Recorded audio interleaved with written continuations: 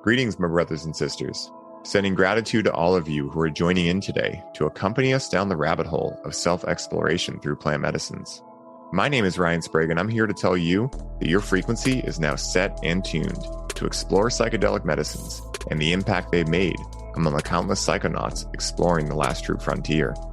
Buy a ticket and take the ride with me as we get true firsthand accounts of the experiences, benefits, risks, and transformations taking place within the ever-expanding world of psychedelic medicines on This One Time on Psychedelics. For anyone who is connected with psychedelics and plant medicines throughout their journey, you know firsthand the seemingly infinite unique possibilities present within this world. One of the things I have been obsessed with within my own journey into these realms is understanding the mechanisms behind how these medicines work, both scientifically and spiritually. And my current biggest fascination lies within the realm of shamanism. For me, shamanism is a methodology of working with the earth as a sentient being, in which we can explore our connection to the other living beings on earth and with all of the elements, among other things. Today's guest in the show is a man who has not only had a plethora of his own experiences with these medicines, but is also someone who has worked very intimately with individuals like Paul Chek to understand shamanism and be able to connect with these medicines in a deeper manner, establish communication between himself and the planet at large, and work with the tide of life rather than against it. In addition, he is also an advanced practitioner of sacred sciences such as biogeometry. And within this episode, we will be diving a little bit into that subject and how harmonizing our space and being can be a hugely powerful addition to both your normal reality and your reality when journeying with these medicines. So please help me in welcoming my man, Jason Pickard, onto the show. Jason, long time no see, man. Yeah, great to be here, Ryan. Thank you so much for having me. It's such a pleasure. Thank you, man. The pleasure is all mine. And, for everyone listening, we just rocked an episode on Highly Optimized. I'm not sure which one will come out first, but we're in a great flow, man. I'm so excited to get into this. And, we got a double header today. Got a double header, man. I love doing it like this because, like I said, right, we got the journey out of the way, and now we get to dive into all the realms and just curiosities and things like that. And so I love doing the double headers, man. And where I always like to start these episodes, right, especially considering your journey, is how you first became interested in psychedelics, right? And we have a funny thing we're going to talk about regarding the DARE program, too, that I imagine you were aware of and, a subject of when you were in school. And so I'd love if you could tell me in your own words, what first got you interested in psychedelics and how you went from just saying no to saying yes responsibly. Yeah, thank you so much. I was thinking about the DARE program, and of course, I remember being in elementary school and then bringing in a police officer and some education around drugs. And, I was thinking about the intent of that. And, I think the intent of the program was not inherently bad by any means. I think these police officers and the school were deeply concerned about our youth and about the kinds of things that were happening. The problem is, for me, is what they were actually educating us on.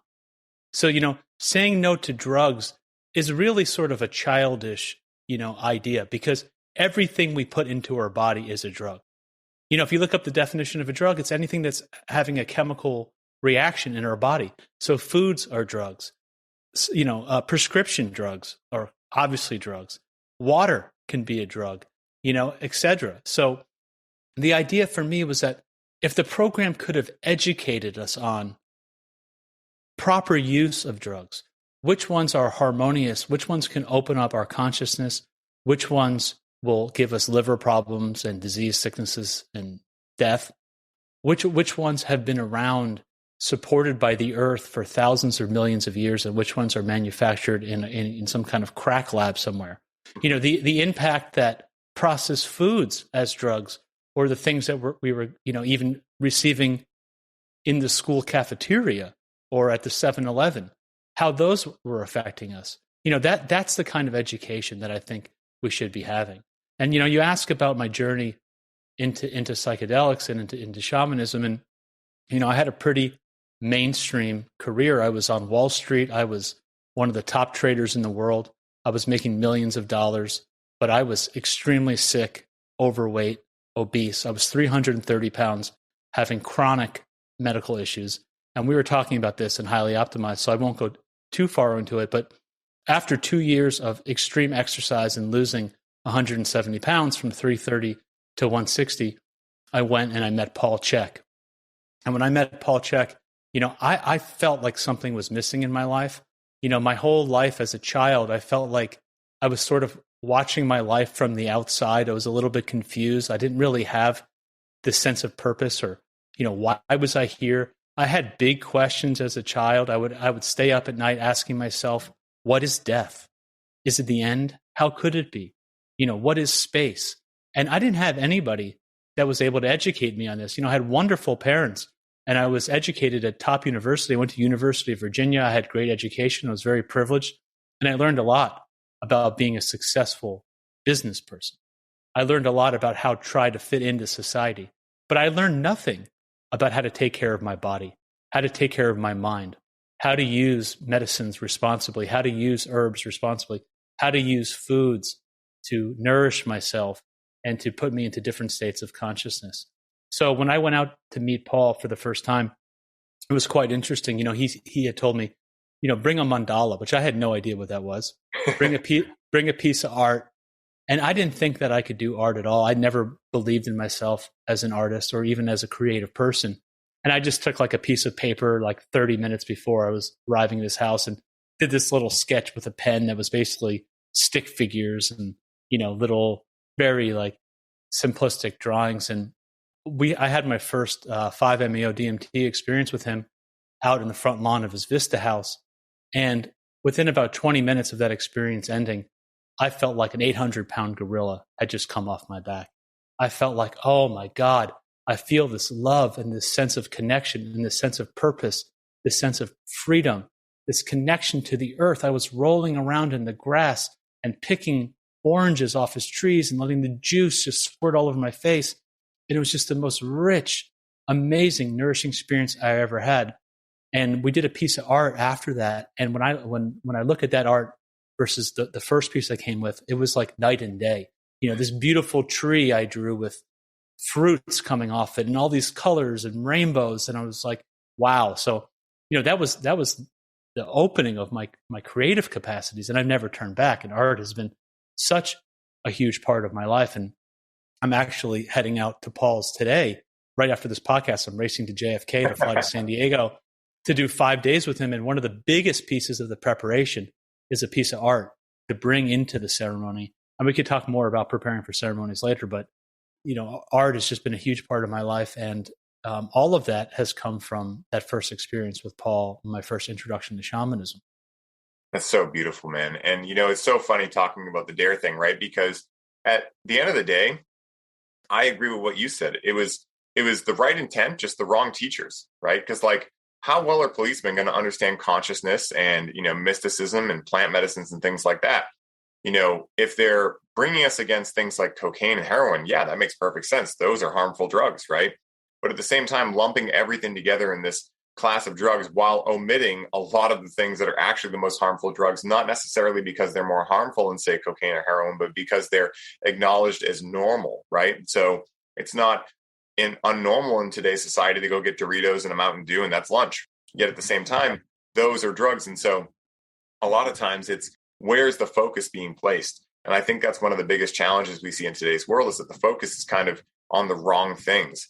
And when you spoke about, meeting Paul, I had a very similar experience meeting Paul for the first time. I had been, obviously learning about him for a couple of years at that point. And I remember when I met him for the first time at HLC1, I was enamored by, obviously, I knew how much of a unit this guy is, right? And what he's able to do and bring into the world. Yet he's so nonchalant. He's a normal guy. He's calm. Him and Angie were having talks about what they were going to do for dinner. It was really funny because, I think the best shamans, the best medicine workers, the best teachers, right, are normal. They don't try to be more than what they are. And I think that's one of the things that medicines have done for me in my life is to allow myself to stop taking me so seriously, right? And allow my armor to come off and realize that, hey, you know what? I'd rather live life heart forward. And if I get burned a couple times, hey, you know what? That's okay, because I'm not going to live my whole life closed off and in defense mode, waiting and expecting something to actually hit me or hurt me or something like that. Now, at the end of the day, living life that way, it's not the way that everyone is going to choose to live life. And that's totally fine. But for me personally, it's the way that I've found I get the most enjoyment out of life. And I'm curious for you, as you started interacting with these medicines, what other, like after that first ceremony, right? And I imagine there was some more ceremonies, in a short time after that. What were some of the main things you noticed about patterns in your life, right? Because one of the things I talk about a lot in the show is like, okay, great, you're having these PEAK peak experiences, right? But the real juice is allowing those PEAK peak experiences to become PEEK experiences, where in a sober state of reality, then you get glimpses behind the veil, right? And it's almost like when I do breath work in a sober state of reality in the morning, when I'm outside in the sun, and I get these hilarious downloads and I start laughing hysterically and I start realizing, wow, I can integrate this into my life. And what does that mean for me? And so I'm curious for you, like, what were some of those initial peaks, PEEK, peaks behind the veil, surrounding, maybe working in, like your lifestyle, any of these things? What were some of those for you? Yeah, wow. So much in that. I mean, one at a time, I'll just say that, like, back to the dare thing, it's like, it's really, there was this idea that take our drugs, not yours. Yes. Don't take the ones that are naturally provided that you can grow in your backyard. The ones that have now been scientifically proven can cure some of these neuroses and some of these diseases with one dose.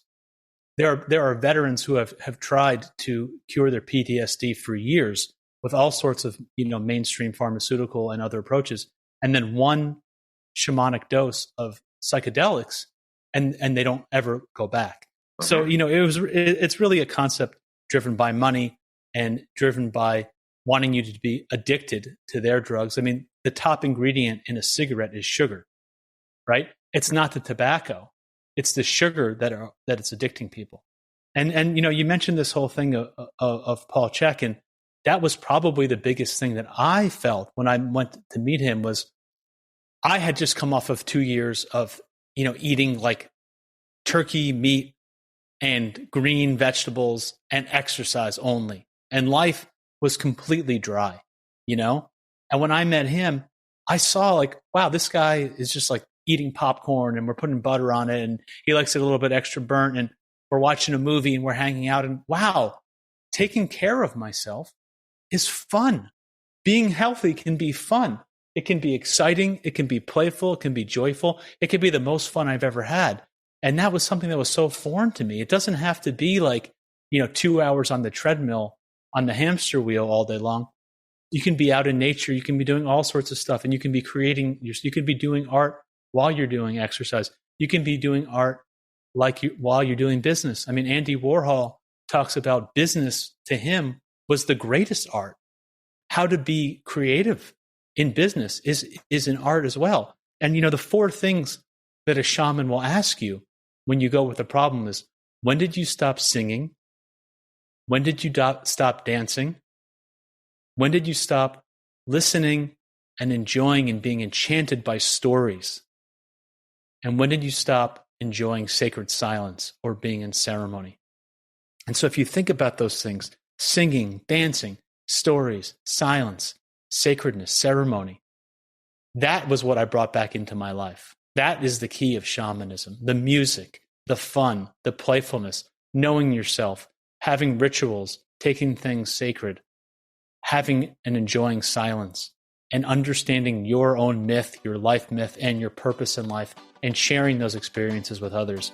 I think that was the peak to peak, as you mentioned, integrating that back into my everyday life.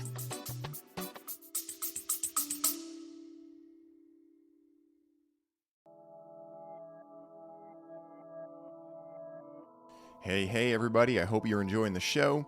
I wanted to take a quick moment to let you all know that the doors are officially open for the Conscious Cannabis Collective. And as such, this is the last week you can sign up and receive all of the bonuses we're currently including. This is the last time I will be personally onboarding those of you who sign up with a complimentary one-on-one session, and you'll have the ability to get the Grow with Cannabis course for free during this limited time. For more info on how you can take advantage of this offer, head down to the show notes for this episode and secure your spot today, as we only have so many spots left and they are filling up quickly. Now back to the show.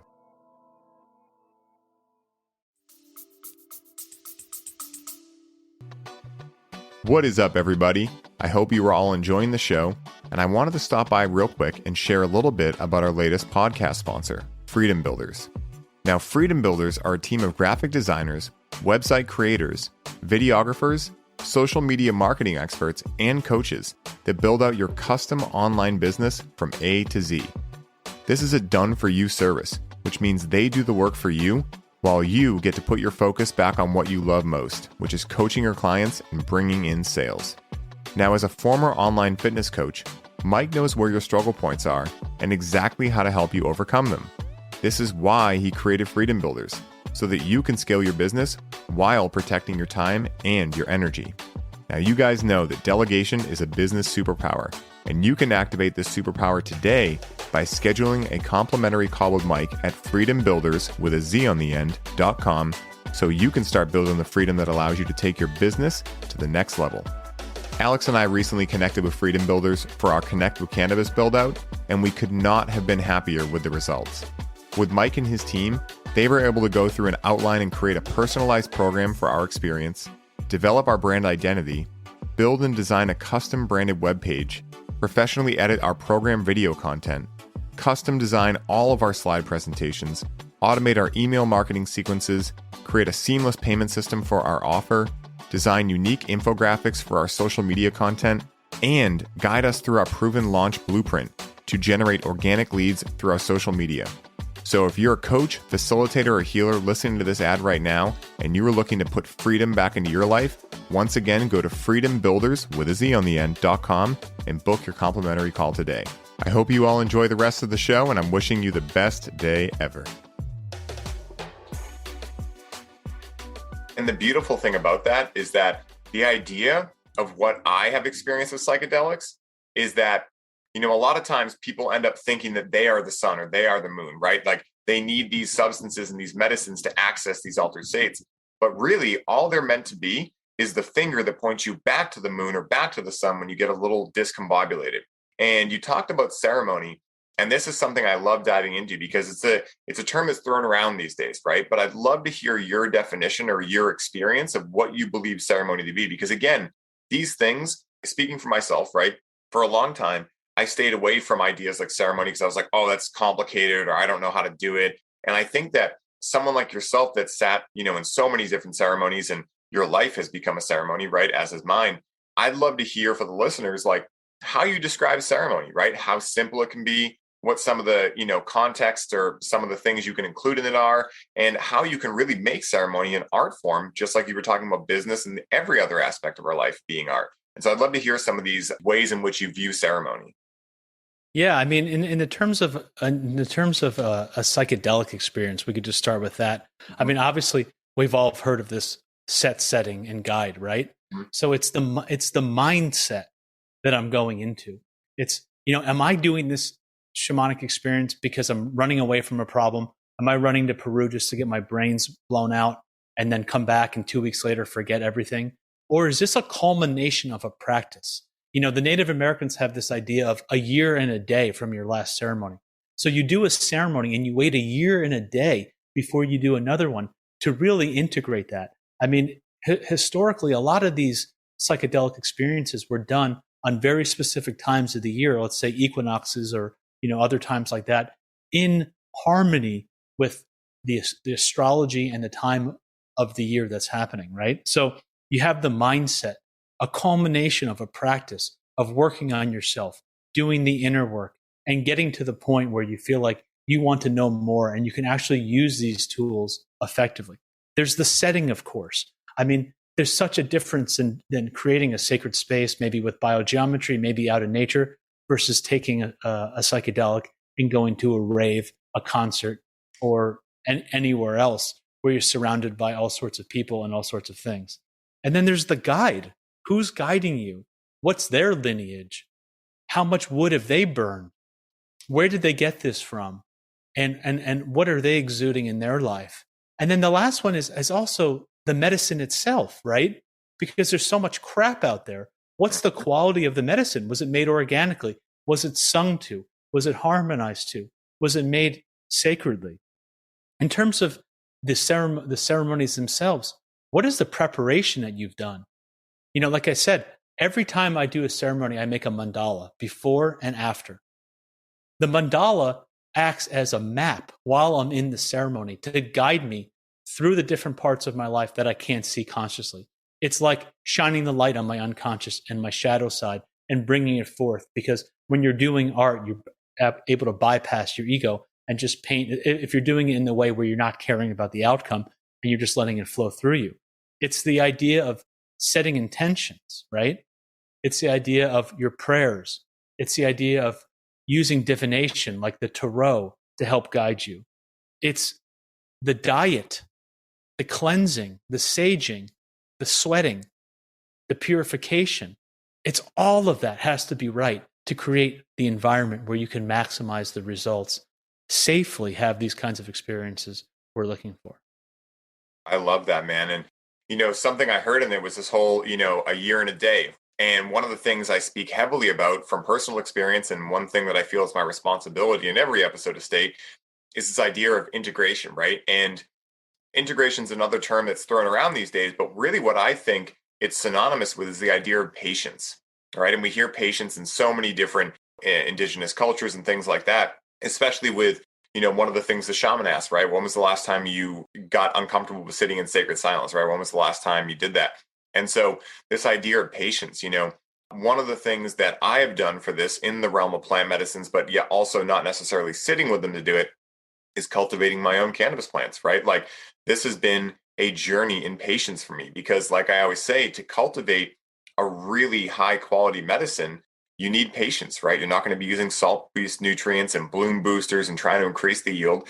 You're going to give that plant what it needs, which is patience, love, compassion, joy, sing to it, do all of these things, harmonize the space of biogeometry.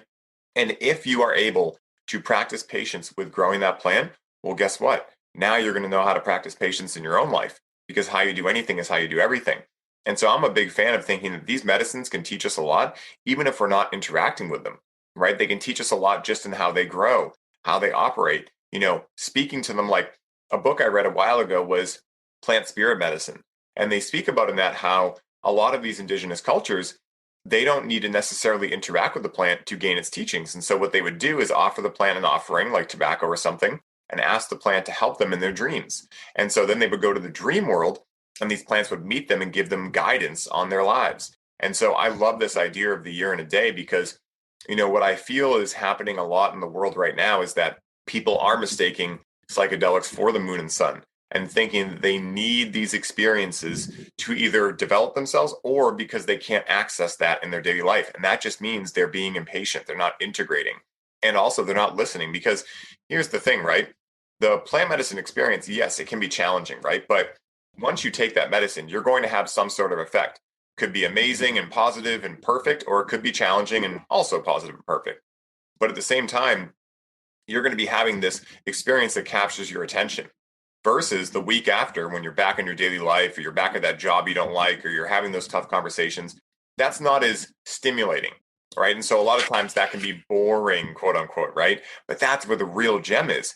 Because if you can integrate these experiences, then your life does become a psychedelic. And then you start experiencing synchronicities and serendipities. And then it's like those little winks from the universe to tell you, hey, you're getting warmer, right? I always say that, really what I see the universe doing is conspiring to play a game of warmer, colder, like we did when we were kids with us, right? Where it's just a constant thing where, last week I signed someone up for the Connecticut Cannabis Program and we were chatting and he's from Oregon, Washington, which is where my business partner's from. So we were chatting and we got into a little bit. He's a testicular cancer survivor, cured his cancer with RSO and big into cannabis. And so we had an amazing conversation. I tell Alex about it, my business partner, and he's like, oh, cool, let me look him up. And he's like, dude, what the hell? And I'm like, what? And he's like, his main picture is standing in my old gym that I just sold. And I just trained for the first time in 3 years. He was like a black belt in jiu-jitsu and took a break for a while. And he said, I went to a random gym last week. I walked in and someone introduced me to Adam in there. Like randomly. And then a week later, you meet him and sign him up for the program. Just weird things like that are like, how did that ever happen? Another time, I was in Michigan at a music festival, and I met someone who lived on the same street as me back in Boston in the middle of Michigan, like just by chance. These are the kind of things that you can experience where all of a sudden it's like, that was weird. And they're very similar to a psychedelic experience. And so I love this whole idea, man, where You're waiting, you're integrating, you're practicing patience, and you're using these medicines and these teachers as an ability to gain awareness around your experience of life when you're in your sober state as well, because that is our normal state of waking consciousness. And so I love that.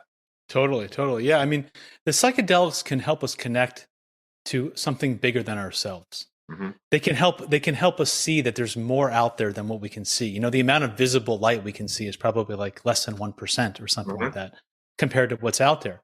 Anyone who's ever done psychedelics, you can see the granularity and all of the amazing colors and vibrancy of life and the interconnectedness of it all.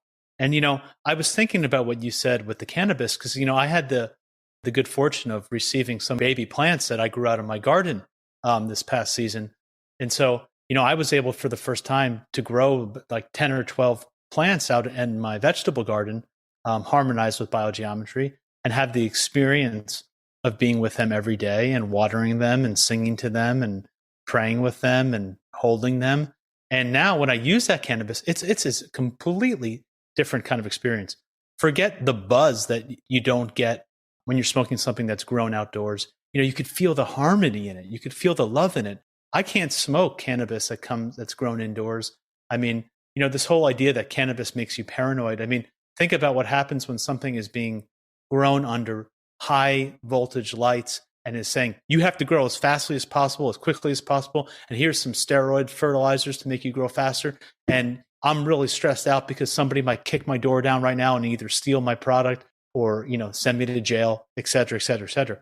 Well, all of that goes into the plant, right? So this whole idea of growing your own cannabis and then consuming it is a completely different experience. Dreaming with the plants. I mean, so many different cultures talk about that. The shamans of Peru will go out into the jungle and do a dieta where for up to 30 days or more, they just diet on these various plants. And many of them are not necessarily even psychedelics. And they sit out there until they completely understand the plants and receive the icaros or the songs of the plants that they then use in ceremony. And these icaros are actually what the medicine is. I had a really interesting experience where I was going down to Soltera, an ayahuasca healing center in Costa Rica, with my wife. And when we booked the trip until it was time to go, she got pregnant with my third child, my son, Kidra. And we called up Soltera and we said, look, my wife's pregnant. We probably shouldn't come. She can't do the medicine, obviously, sit for 4 days. It doesn't seem right. It doesn't seem like something we should do. And they said, well, let us go talk to the shamans about it. So the shamans came back and said, look, in our culture, usually only the shamans are the ones that are taking the actual ayahuasca. And what the real medicine in is the music. The icaros, the frequency of the music, is the medicine. And traditionally, people would sit in ceremony and not even take the medicine, but would receive the medicine through the voice and through the singing. And anyone who's ever had a maestro or a maestra in ceremony and has felt that knows the power of that music. So what they said to my wife is, in their culture, women sit in ceremony and the songs are sung not only to the woman, but to the unborn child. And they're not on the medicine, but they're receiving the music. And I had just about the most profound experience of my life going down there to Soltera and being in that way. I had probably done well over 50 or 75 different ceremonies in my life. And so I was thinking, I'm going to be totally fine going down there. I had never done one kind of in that way in Costa Rica for a week in a group like that, but everybody else in the ceremony was pretty much their first time. And, here I am having, I've done 50, 100, I'm good, whatever kind of attitude. But what I didn't realize was the power of being in there with the soul, the unborn child that was in my wife's belly lying next to me. And I went into that ceremony with the intention of, Great Spirit, please remove anything that's an obstacle for me from fathering this child in, the right way, in the best way possible.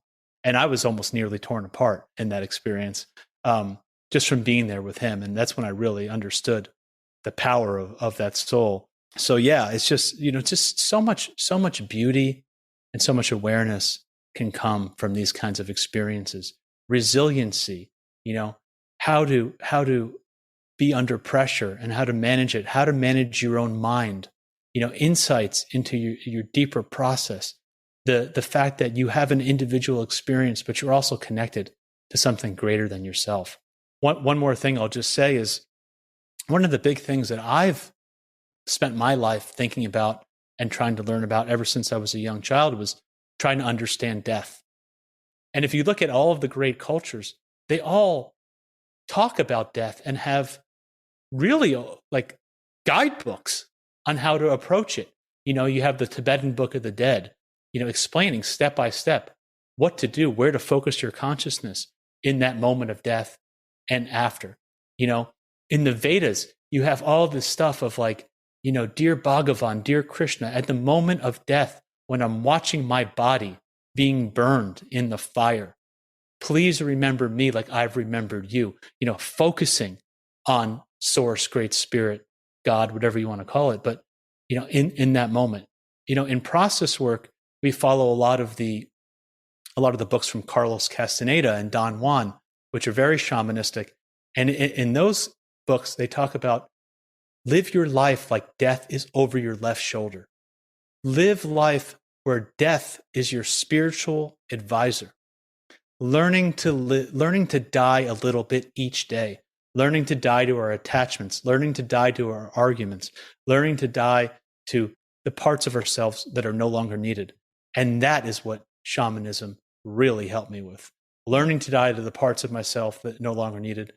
Realizing that a death is only the death of the physical body and that what I am cannot ever be destroyed.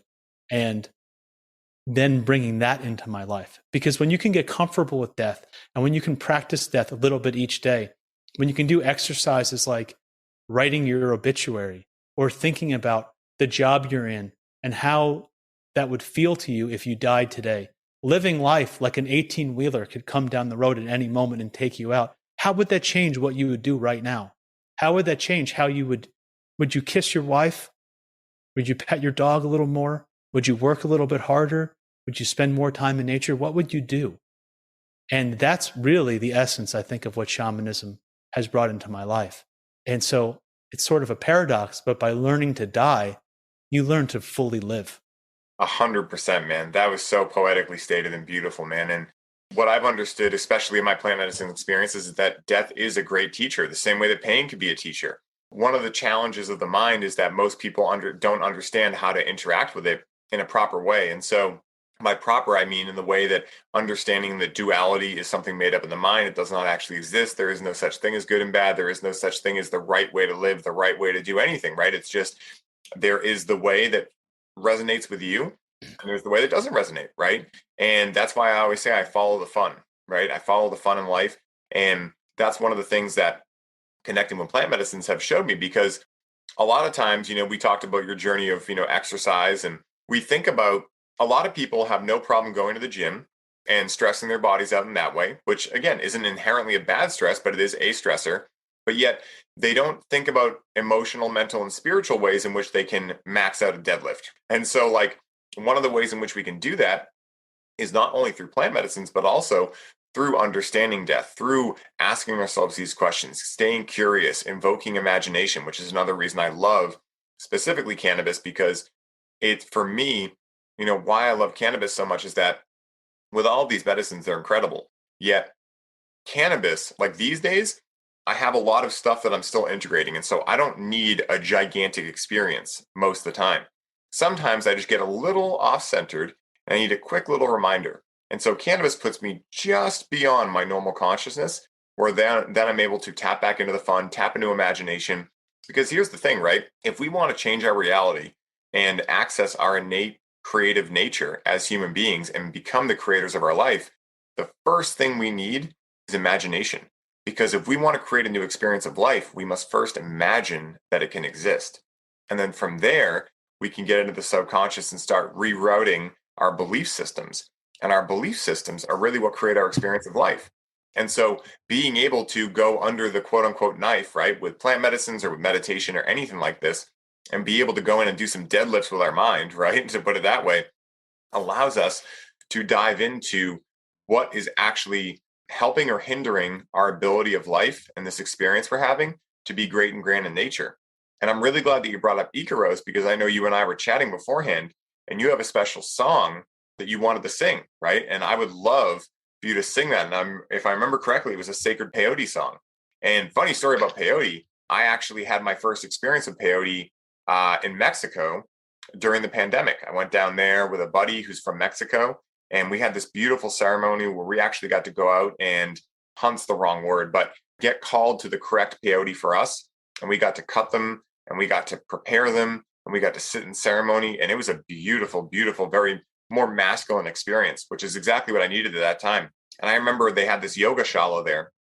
And after the ceremony was concluded, we went up there and danced all night. Like we literally, like it was literally just like you see in indigenous cultures, them dancing around the fire all night. It was exactly that. And it was so unbelievably electric. And so when you mentioned you had a peyote song, I was like, yes, please. I would love for that song. Totally. Yeah. So just a few things before we get into that. I'm just noticing a little bit, in process work, which I study, we have our primary process, which is what we're identifying with. My name is Jason. I'm here doing a podcast with you. Mm-hmm. I'm a father, I'm an ex-trader, I'm a therapist. But then there's these secondary things that are happening, like, the feelings that are happening inside of me, or like right now I'm feeling a little bit of a nervousness to even sing that song. And so the spot between our primary process and our secondary process is our edge. And what psychedelics do is they really help us to go over our edges and to see where our edges are. And then, being able to do that in our life can be really powerful. And speaking of power, you mentioned the word imagination. Imagination, M-A-G-H, the root of that, mag, is power. That's the magician. So, using your imagination is powerful. And before we get into the song, maybe I could just do this little exercise where I could just help people find that magic, find that imagination and that dreaming process in their everyday life. Because like you said, you don't have to wait for a psychedelic journey to find this. Some of the best medicine that I could offer is if you spend 5 minutes a day altering your space. I mean, it could be as quickly as just turning your head, or doing a little bit of a spinning, or jumping on a trampoline, or going out and doing some spontaneous singing or dancing, or moving your body, just doing something completely free. 5 minutes of that a day will keep you sane. Going insane for 5 minutes mindfully will keep you sane.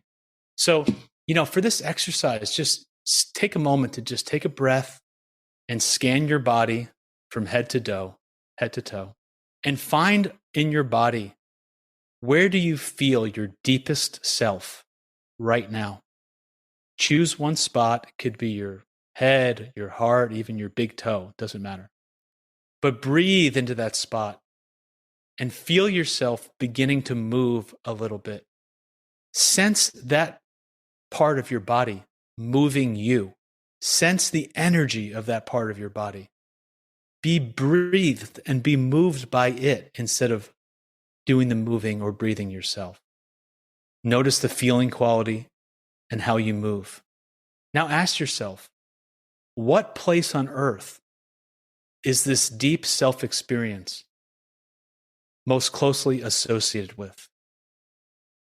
Maybe the desert, the ocean, the mountains, a waterfall. Find your spot on earth. Imagine yourself going to that spot, and now feel that earth spot moving you. Let it move you. Let it breathe you. When you're there, look around. Use all of your senses. Feel the temperature, or is it wet? Is it dry? Is it hot? Is it cold? What does it smell like? Notice what it feels like under your feet. Maybe you could even sense it on your skin, or a taste. In your own way, shapeshift and become that earth spot yourself. You could even make motions or sounds to add and amplifying the experience. And when you're feeling that earth spot, sense, why are you there right now? What is this spot for you? And how is it connected to your deepest self and the spirit that moves you? How can you integrate this into your life, into your relationships, into the world? Wow. That is How was that for you? Dude. All right. So I'll tell you exactly where I went. So I went to a geyser or a geyser. Yeah, geyser. And I pictured Yellowstone. First, I thought volcano. And then I was like, no, I'm feeling something smaller, but same type of idea. And I felt this pressure, right? Like these cycles of pressure building and then the release valve. And I was thinking about the times in my life that I've let the pressure build up too much without allowing it to release. And that releasing could be anything from taking a walk to playing guitar to exercise to working in. I mean, it could be anything. But the times in which I've ignored the signals in my body, the pressure is building up. And the space that I felt it was in my heart. And I can think back to times in which my father passed and I didn't allow myself to like really feel that grief. And I was distracting myself with cycles of busyness and things like that. I thought of times in which, my mother got diagnosed with cancer and, I found myself like, once again, exercising too much and just distracting myself in the cycles of busyness. And the funny thing was, ultimately, that pressure did come out, right? But when it came out, it was more destructive in nature rather than being able to be the natural rhythm of the process. Like you go to these geysers and, they're going to have this build up and then boom, they're going to release. And it's normal and it's actually beautiful.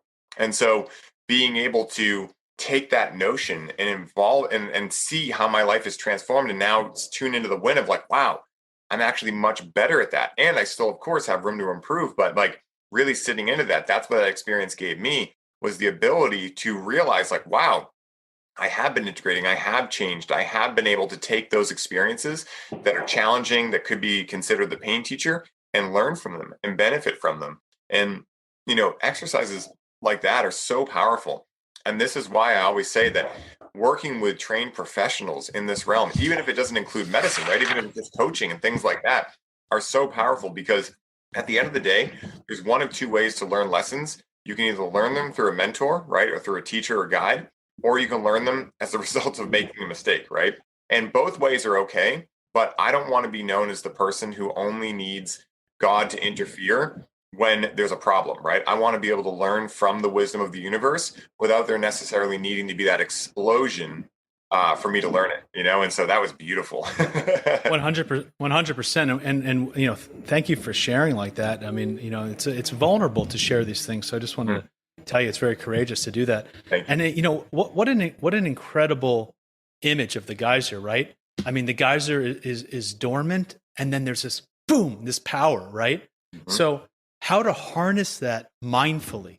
Because if we suppress our power and if we suppress our feelings, it will explode and we'll shoot all over people, or we'll spread lava all over the town and burn the town down, right? But if we can learn to use that power mindfully, where we're conscious of our impact with intention, then we can be a real force in the world, right?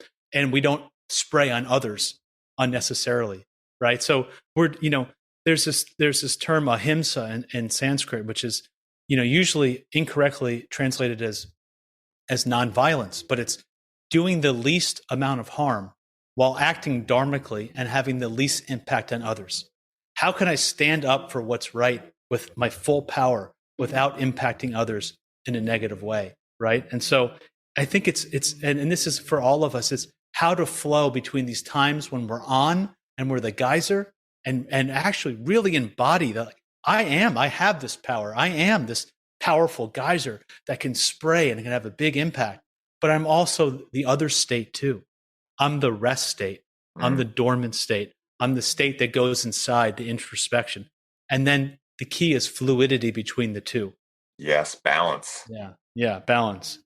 And so, if you think about that in yourself and in relationships, we've all bottled things up in relationships until it's too late. And what if we could express ourselves more freely earlier on, right? Maybe we wouldn't have that argument that we had. What if we spent a few minutes each day being a geyser? My advice for you would be to spend 5 minutes a day going outside in nature and pretend you're a geyser. Yeah. right? Actually feeling that and expressing that, and then see how that affects you back in your everyday life, how much you find more balance and peace and harmony. I love that, man. And it's so beautiful because, if we look into these indigenous cultures, they imitate birds, they imitate nature very frequently. And why is that? To understand themselves at a deeper level, because in our DNA, we have parts of the DNA of everything on this planet. And so it's so beautiful to be able to have that reminder to go practice these things. And what do kids do, right? What do children do? Which are actually our best teachers? One of the, I think, biggest thirst traps that we get into in society is thinking that we are a kid's best teacher, when in reality, it's that balance, right? Where they teach us things, we teach them things. And so, what do kids do? They have this imagination, and you could be like, tell your kids, hey, go be a geyser. And they're like, done, right? They probably ask, what is a geyser first? And then they'd go do it, right? And so, it's so beautiful to remind ourselves to be able to access that inner child and be able to imitate nature and be more connected to it. And it doesn't take much time, like you were saying. 5 minutes of centered presence in which you are imitating nature and connecting with nature can be all it needs, or all you need, to be able to have a world-changing experience or a life-changing experience. And this is why I'm always a fan of saying that, if you're not interacting with some of these inner work modalities like meditation, or even more so what we're talking about, more spiritual side and shamanic side, wait to do the medicine. The medicines are amazing, but they're just one of a million ways, one of a million rivers that lead to the same sea. And so I love that, man. It's so perfect and poetic. And, I really imagine that people listening are going to be able to take that away, because that's something that you don't need any money to do. You don't need any, guide to do or anything like that. You can go do that right now. You can go connect with nature, go put your feet in the grass, go feel the Schumann resonance, and soak that in and allow it to energize you and give you more vitality in your life, which is, again, what so many people right now are suffering from in life, is a lack of vitality. And so ways in which we can gain vitality, I love that, because, a lot of times it's the simple approaches that are the most powerful. Yet we are so convoluted with our minds these days that a lot of times the simplest things are kind of the hardest things to wrap our head around, right? Because our intellect is so strong. And so being able to balance that intellect with the feeling, with the intuition, with all these other senses is so powerful, man. I love it. Yeah. Yeah, there's so much I could say, but I think maybe this song is our children as our teachers. I mean, I have 3 children, and when I made that shift to really seeing them in that perspective, that these are wise beings that chose me and my wife for a particular reason, that in the Vedas they talk about being born into a household that's a yogic household is a real rarity, and one must have achieved a very high level of yogic awareness in order to be born again into such family. And when I realized that, well, I was born into a very privileged family, but we weren't really awake. And now, I consider myself on this path of, consciousness and awakening to something greater. And then I see my children having picked that family. I said, wow, these must be some really enlightened beings. And I looked at my 1-year-old son and I said, who was your guru?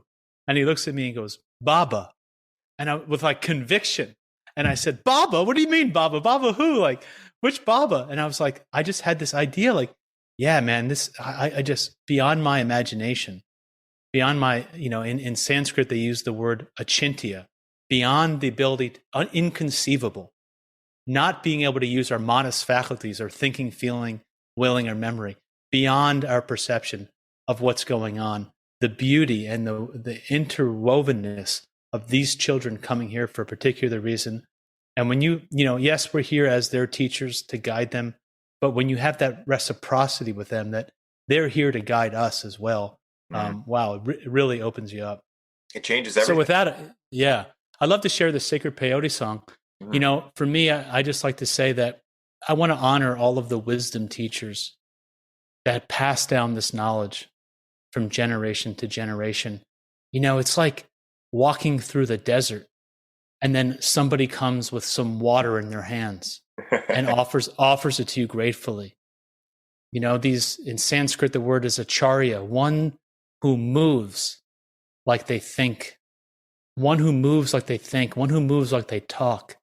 These great teachers that I've had in my life, and these great lineages of these Native American and all these indigenous teachings. And I learned this song from White Eagle Medicine Woman, my shamanic teacher, at the Whirling Rainbow Foundation. And this is, I believe, a Sioux sacred song sung to plant medicines. And, this song today will be in honor of the sacredness of the plants and the sacredness of these ceremonies, and trying to inspire people to bring a little bit more of this into their life and into ceremony. I'm so ready. I'll do my best to get over my edges.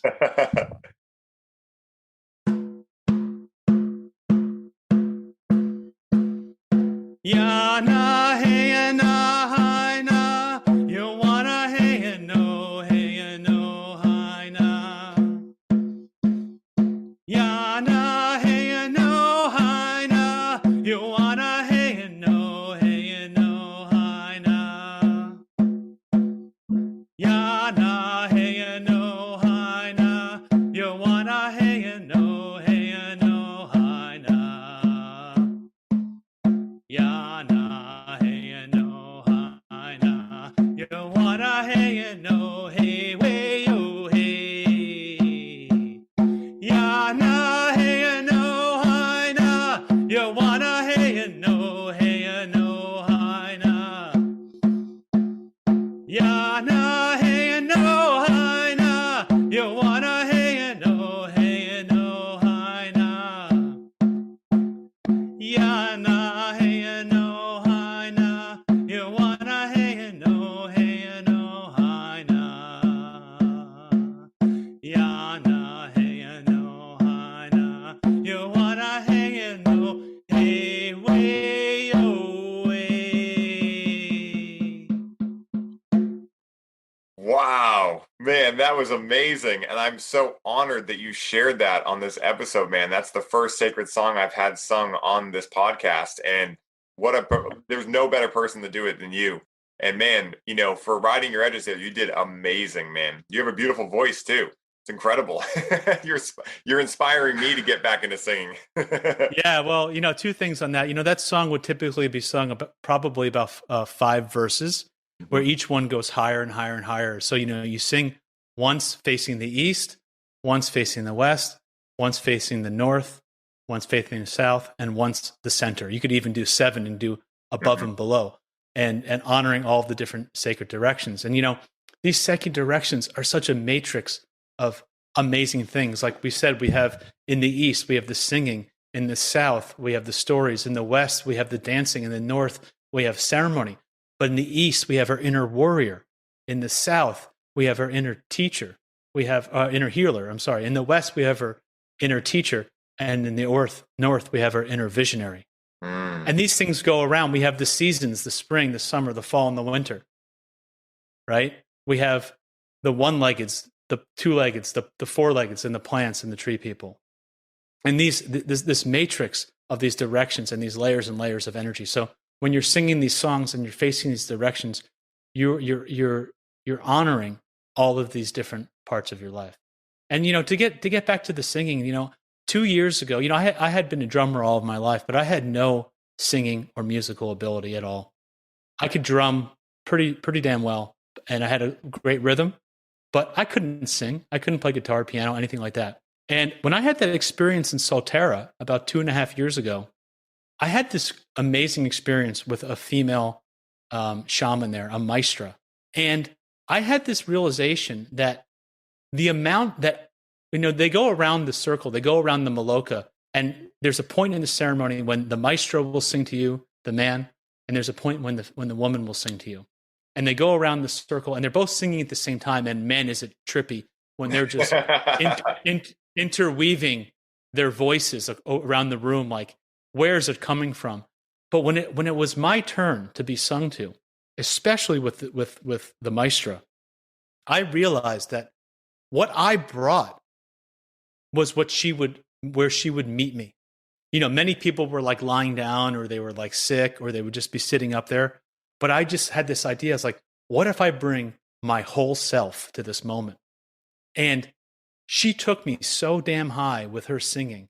And I was there. I felt like at times I was like a gorilla. Like I wanted to dance. You can't get off your mat, but I'm like pounding on the floor, and I'm like, just like right there, just right with her. And this is what I'm finding out when I'm studying the Vedas and I'm studying process work, is that in the Vedas, they say that, Bhagavan, or the supreme being, Krishna, the source of all, can be your best friend, is a loving, generous, beautiful being. But the real secret is that you have to be curious. You have to say, I'm ready. I want to know more. I want to find the source of this beauty. I want to be in relationship with you. I want to know you. I want to love you. I want to be loved by you. And the extent that you bring that is where that is met back to you, right? And so in that moment, in that ceremony, I brought that to her and she brought it to me. And the next day I saw her and I was talking to her through a translator when we're just hanging out over a communal meal. And I said, man, you got me so high there. Like, thank you so much. And she goes, actually, I need to thank you, because I could only go there because you were willing to go there with me. And with the other people in the room who weren't ready, I could only go to a certain level. And when she did that for me, that opened up my voice. And I came home and I started singing and writing music. And I've been taking singing lessons religiously for the last 2 years with a wonderful Alexander technique teacher, Barrett Arkaya in New York City. And I've been putting in a lot of work, but it's also been such a labor of love. It's been so amazing to use my voice as an instrument. So wherever I'm at with my singing on this long journey, I'm so happy to be there. It's so much joy in my life. In Native American culture, they say, sing for your life. Sing for your life, right? I mean, if any of us have ever had a bad day and you start singing a song and you start emoting and expressing yourself through song and through your voice, it's not 5-10 minutes before your mood shifts and you're feeling good. So yeah, I just encourage anybody to get over your edge. Just start singing, start writing music, find a great teacher, or just express yourself however you want. But, singing is just such a beautiful medicine. It's so funny that you mentioned that, because something that I don't think I've ever told anyone on this podcast is that, I sing a lot, right? I'm always singing to my plants or whatever. And when I first came home from that experience in Las Vegas where I had that awakening, and it was kind of like, it was kindling, right? It was getting ready to open, where I was like, my whole entire life was changing. And I was like, I need to go do things that are in relevance to my heart. I need to leave this job. I need to start my business, all of this. I remember I was going to get massaged and I was driving down to Plymouth. I put on some music and I started singing to it. And that was literally the catalyst to me starting everything that I'm in now. And this is like the first time that I've actually really thought back to that and go, I remember that moment where within 5 minutes of singing, I got into this flow and I stayed in that flow for 3 months straight. And then I fell out of it a little bit. And now I've been able to stabilize over the last couple of years that flow state. And that was literally what catapulted me into doing everything that is now considered highly optimized. And so it's amazing that you just brought that memory back. Thank you so much, because it's so powerful. Of course. It's amazing. Yeah. Well, Jason, man, this has been absolutely incredible. I have a bunch of questions I didn't get to, so we'll have to do a round 2. But you're going to the airport. I want to make sure to get you out in time. Where can people connect with you, man? Where can they work with you? I know you got a website under construction right now, but where can people find you up until this point? Yeah, I got a website under construction. I've been, I left Wall Street in 2019 and I went into sort of a very much of a winter stage in my life where I've been really focusing on myself and, taking all sorts of different practices. I'm studying for a diplomat degree at the Process Work Center in Portland, Oregon. I work with about 15 or 20 different amazing psychologists over there. So I have my whole process work stream. And I work at a free clinic where I offer services to people at the Riversway Clinic in Portland, where I do a little bit of a time working with some clients there, individuals, relationship counseling, people in extreme states, and trying to just learn as much as I can. But I'm available to do coaching in that capacity, and the best way is to email me. I also focus on doing group processes where you take really highly polarized issues like maybe pro-vax or anti-vax or Republican, Democrat. I felt this need in the world. I'd been asking myself since I left Wall Street, where can I find the intersection of what I love to do with what the world needs? And the answer was help people to listen to each other, help facilitate. So I'm there to help businesses who are having challenges optimize themselves, organizations, other groups, communities. I have my whole shamanism stream with the Whirling Rainbow Foundation. I'm a community drum keeper. I have certified in balancing the shields, which is an incredible psychological indigenous technique. Of course, all of my work with Paul Chek as a holistic life coach. I have a master in Tai Chi. I mean, I'm not gonna, the list goes on, but basically, feel free to email me, which we can leave in the show notes. Mm-hmm. My company and my website and all of that is under construction and it's coming out. And I'm here to be in service in any way I can. And, I just want to thank you for the opportunity. And I want to make sure that, especially because this is a shamanic psychedelic podcast, that we really give thanks and gratitude to all of the indigenous cultures that have brought forth this medicine, all of the teachings, all of the lessons that have been passed down. There's so much colonization that has gone around the world of really killing all of these ancient wisdoms and these cultures. And we all need to do what we can to bring them back into the mainstream, to honor them. There's regional truths, there's truths in all of these cultures around the world.